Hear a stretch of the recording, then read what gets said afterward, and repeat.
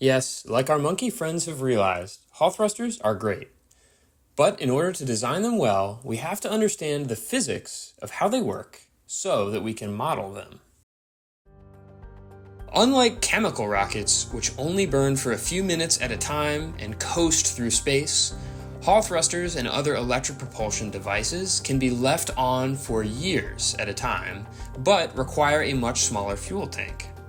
However, planning these longer missions is expensive because the thruster needs to be tested the full length of the mission to make sure it will maintain its performance over that duration. Today, this means hot fire testing in vacuum facilities, which costs a lot of money and time.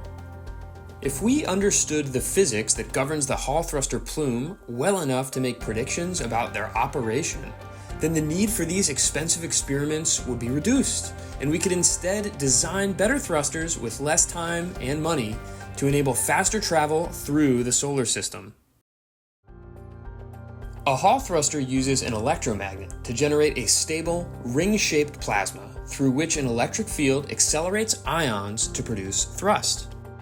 Unfortunately, some of this electric energy goes into the electrons instead of the ions, and how this works is very hard to predict. But we know it has something to do with plasma turbulence knocking the particles around. To understand these turbulent forces, we need a way to measure the particles' motion through the plasma. In the past, metal electrodes have been used to measure the plasma properties. But this can change the plasma, and it can be hard to interpret these diagnostics. Here at the University of Michigan, we instead measure the ion and electron motion by bouncing laser light off of the particles. This is called laser-induced fluorescence for the ions and incoherent Thomson scattering for the electrons.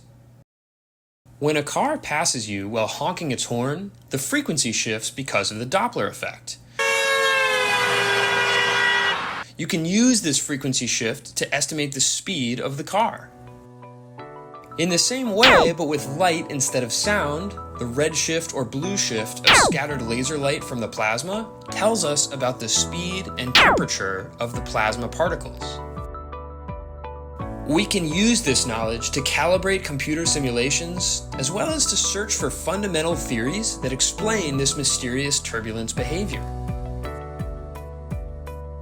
If we can solve the mystery and come up with an equation that describes anomalous electron transport, we will be able to make better Hall thrusters and more quickly implement them on space missions.